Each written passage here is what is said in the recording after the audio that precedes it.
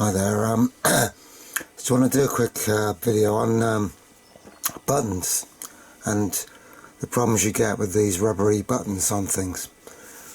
This is a little Sony radio that covers VHF, medium wave and FM. Now I use it all the time. It's I can stick it in my pocket or clip it on my belt.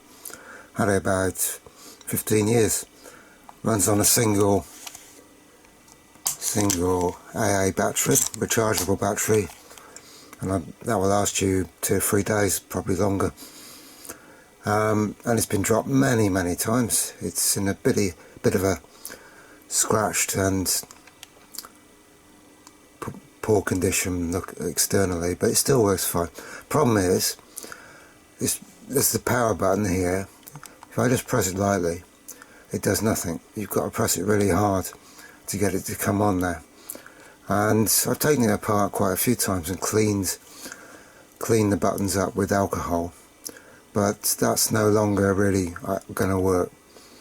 So a few years ago I bought this Marconi signal generator. Had the same problem. Some of the buttons didn't work at all on that. So I bought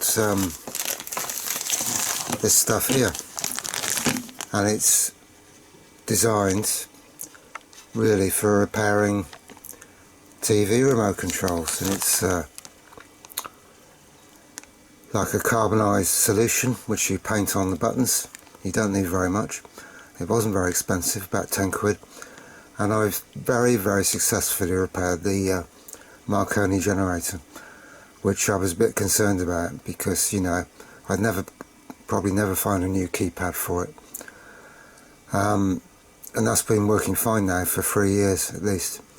So I'm going to take this thing apart, this radio. I'm going to clean the rubbery buttons up and again stick some of this solution on it.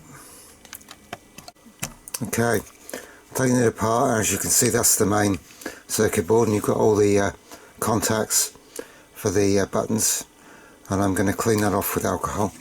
And here's the other part of it, and this is the rubbery keypad. So take all that out, and that's the power button. That's the main problem. But I'm going to clean all of it up with alcohol, leave it to dry, and then put some of the repair stuff on it. So just get some alcohol.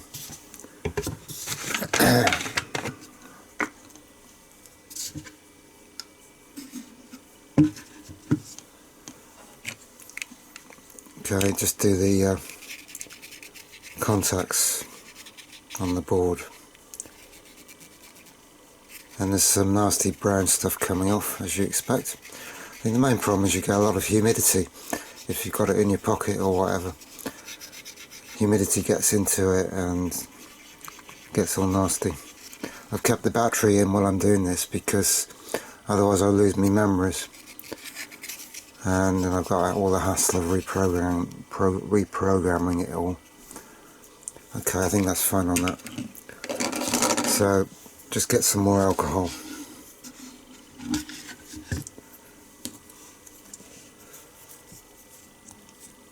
Just go around all the buttons, and I can be fairly rough with this because I'm going to put some more carbonised solution on there anyway.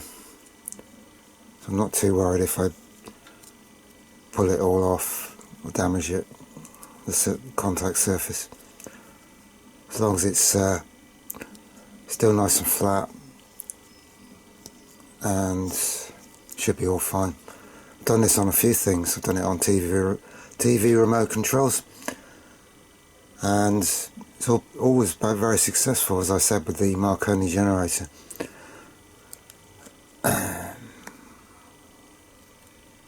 Okay, that's the main set of keys, just this tiny little one here. Right, so I'm just going to leave all that to dry off. Then I've got to mix up this solution, and I'll show you what you have to do to put it on the keypad. Okay, everything's dried off, alcohol's dried off, so I'm just going to mix up this stuff. What do they call it? Remote restore. Okay, fine. Anyway, they give you a little bit of a wooden spatula thing to mix it up with. So you just mix it roughly, don't want to get too much on the spatula, because you only need a minute amount of this stuff. And there's probably enough in this bottle to do a few hundred keypads. So as long as it lasts, I don't know how long the actual lifespan of this stuff is, but anyway. So I've got enough on this spatula probably to do the keypad. And they give you this little brush thing. So I'm just going to go around and do each contact. As I said, you only need a minute covering. And this isn't a very big keyboard, not like the Marconi, which had a lot more buttons. And there we go.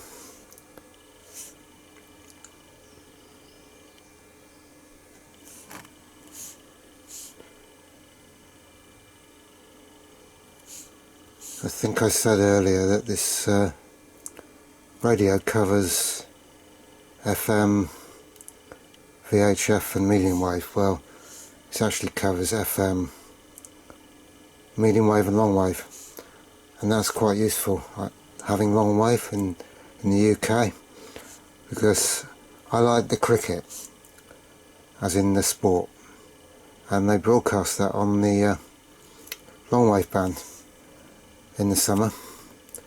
How long that'll go on for, I don't know, because sooner or later they'll try and probably close down that long wave transmitter, which is a 500 kilowatt transmitter, and most of the ones in Europe are now gone, so I guess it's only a matter of time.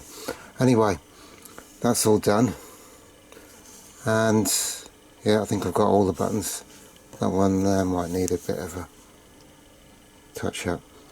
Anyway, yeah, that's all done. I've still got loads on the spatula, so I'll try and get that back in the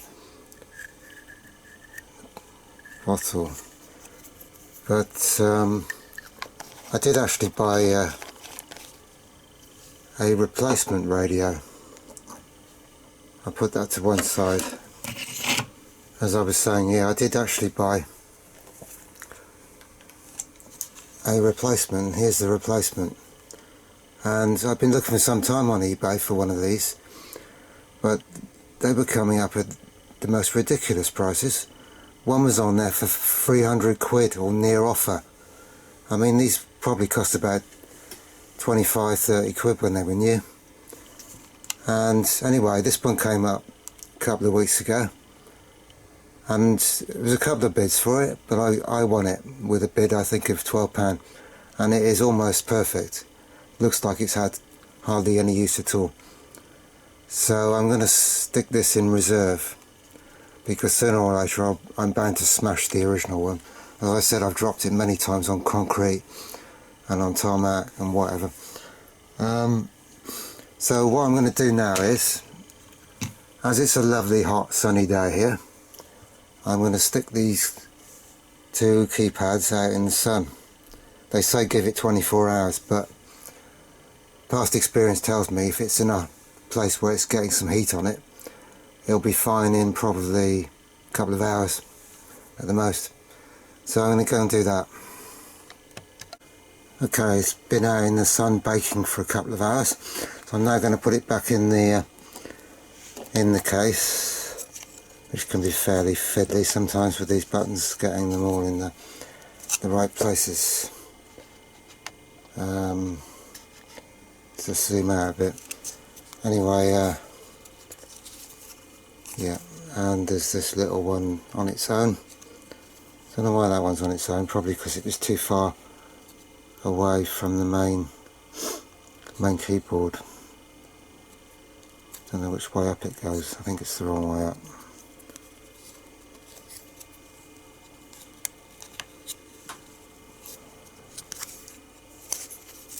That's the clock button, which I never use.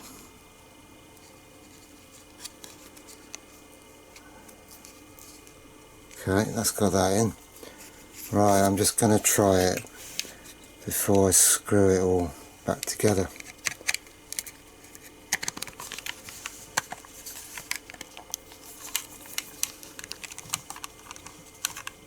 Okay,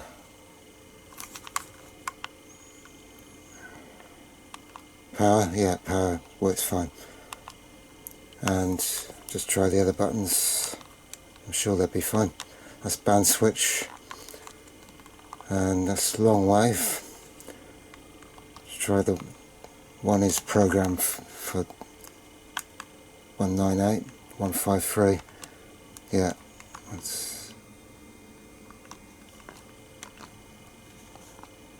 yeah, they all work fine. So I think that's the end of it really. Oh, I didn't try the up and down tuning. Yeah, that's working fine too. So that's all there is to do really. Fairly simple repair, and I think it'll probably last quite a few years unless I smash it in the meantime. So that's the end of the video. Thanks for watching.